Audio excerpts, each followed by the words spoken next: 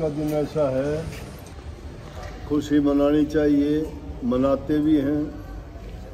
एक दूसरे को रंग लगाते हैं, हंसी ठठोली मखौल करते हैं। दानी आदमी आज के दिन दान भी करते हैं। कोई गऊं को चारा डालता है, कोई गरीबों को भोजन करवाता है। मौसम के बदलाव का ये ऐसा त्यौहार है कि पाप पर धर्म की विजय होने के पश्चात लोगों ने खुशी मनाई थी। आज से पहले दिन होलिका दहन हुआ था। होलिका कह देते हैं, होलिका कह देते हैं। होलिका हिरण्याकुश की बहन थी। 2 भाई और 1 बहन, 3 थे ये। हिरण्याकश्यप, हिरण्याकुश और होलिका।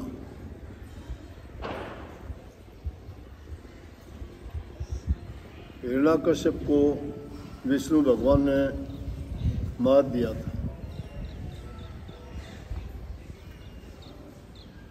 हिरण्याकुश ने उसके पश्चात बड़ा तप किया, बड़ी शक्तियां हासिल करी,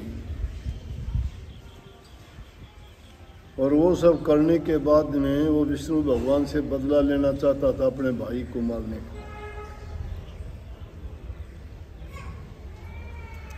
इसलिए उसने राम का नाम लेना सब लोगों से छुटवा दिया, और वो शक्ति हासिल करके कहने लगा कि सब मेरे गीत गाया करो, मेरा ही नाम जपया करो, और मेरे नाम के अलावा अगर कोई दूसरे का राम का नाम अगर लेता है तो उसको बहुत कड़ी सज़ा देता था। डर के हमारे साधु सन्यासी लोग भी उसको दूर से ही देखते थे तो माला जपना बंद कर देते थे। लेकिन उसी के घर में प्रहलाद भगत पैदा हो। शास्त्रों में लेख है ना कि जब जब धर्म की हानि होती है तो परमात्मा खुद अवतार धारण करके धर्म की पुनर्स्थापना करने के लिए आते हैं। जो दूसरे लोगों से कहते थे उसी के घर में उसी का विरोध करने वाला पैदा कर दिया। और वो सब तरह से कोशिश की कि ये भी मेरा नाम ले, परमात्मा का नाम नहीं ले। लेकिन उसने अपने पिता के नाम को छोड़ के, सारी दुनिया डरती थी, वो निर्भय होके परमात्मा के नाम का जाप करता था। तो हिरण्याकुश ने उसी से दुश्मनी कर ली कि उसको मरवाने के अनेक रास्ते अपनाए। जब किसी भी चाल में कामयाब नहीं हुआ, छोटे में बताना चाहता हूँ मैं, जब किसी भी तरह वो कामयाब नहीं हुआ, परेशान हो गया, क्योंकि उसने अपना पूरा जोर लगा लिया, फिर भी उसका बाड़ बांका नहीं कर सका। इसलिए जिसके परमात्मा सहाय होते हैं, दूसरी शक्तियाँ कितना भी प्रयास कर लो उसका कुछ नहीं बिगाड़ सकती। जो धर्म के रास्ते पर चलता है, अन्याय और जुल्म भी उसका कुछ नहीं बिगाड़ सकते, परेशान कर सकते हैं। वही यहाँ घटित हुआ। कहाँ नादान छोटा सा बच्चा, लेकिन परमात्मा का जिसने सहारा लिया, उसने परमात्मा को अपने अंदर ऐसा स्थापित कर लिया कि उसको दूसरी चीज़ नज़र ही नहीं आती थी। और संतों ने कहा जिसकी ले ले शरणार उसी से पार उतरना। जब प्रभु की शरण ले ली तो उससे बढ़ के तो कोई किसी की शरण, कोई रास्ता, कोई शक्ति, कोई ताकत, कोई भी सुरक्षित जगह नहीं है। तो प्रहलाद भगत ने क्या किया, सब तरह से अपने पिता को हरा दिया। आखिर में उसने परेशान देख के उसकी बहन होलिका कहने लगी, भैया इतने परेशान क्यों होते हो? आपने इस तरह से कहा, मैंने भी एक सील वस्त्र मेरे गुरु से प्राप्त किया था। लोमस ऋषि उसका गुरु था। और उसने सील वस्त्र पहन के पहले भी उसको आजमाया हुआ था कि वो ओढ़ के कोई बैठ जाए तो आग नहीं लगती। उसने कहा कि मैं बिल्कुल आसानी से इसको मार दूंगी, चिंता ना कर, इतने परेशान क्यों। नादान सा बच्चा था, उसको गोद में लेके बैठी और सील वस्त्र ऊपर से ओढ़ लिया खुद ने और उसको बाहर रख दिया। तो ये होड़ी बनाते हैं ना, पहले तो कांटेदार झाड़ियाँ होती थी, उनकी बाड़ को इकट्ठा करके बीच में एक हरा पेड़ का वो काट के गाड़ देते थे।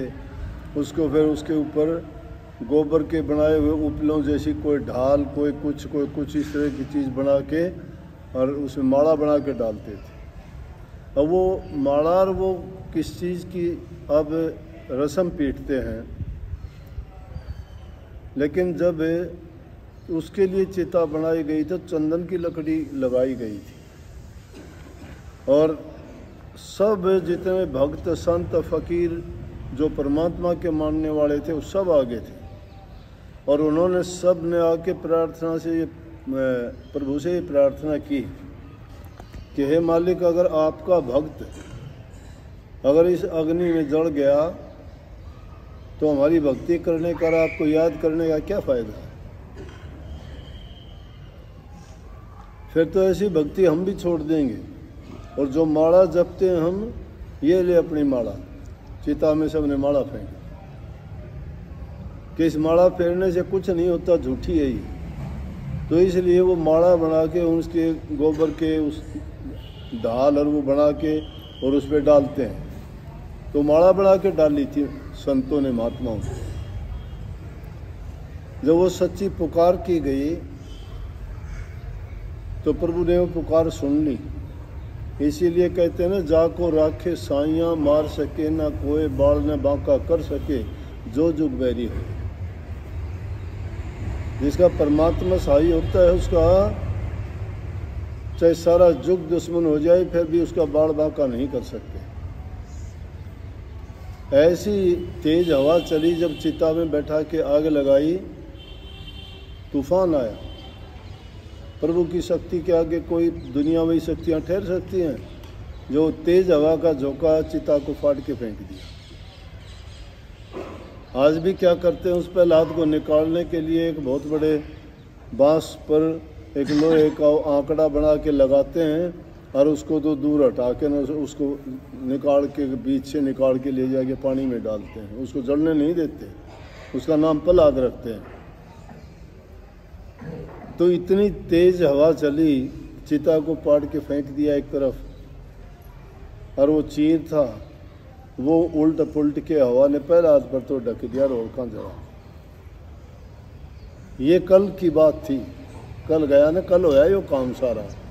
देखा हमने, होड़का दहन हुआ, एक होड़का नहीं, हर गांव में हुआ, हर मोहल्ले में हुआ। कितनी होड़का दहन हुई। पाप किया हुआ कर्म इसी प्रकार से अपनी सजा जुगों तक पाता है, मरने के बाद भी पाता है। और धर्म और पुण्य का काम हमेशा के लिए इसी तरह से पूजा जाता है। तो जो दुष्ट कर्म किए उसकी सज़ा आज तक वो पाते हैं, वो नहीं है दुनिया में, लेकिन फिर भी वो पाप कर्म ही जिंदा है उनका, और नेक कर्म करने वालों का नेक कर्म जिंदा है। तो जब प्रहलाद भगत जिंदा निकले, लोगों ने बड़ी खुशियां मनाई। महात्माओं ने एक दूसरे पर गुलाल रंग छिड़के, बधाइयाँ दी, मिठाइयाँ बांटी। इसलिए वो आज का दिन है। तो कई लोग क्या करते हैं कि रंग और वो डालने के बजाय तो उल्टे सीधे काम भी करने लग गए।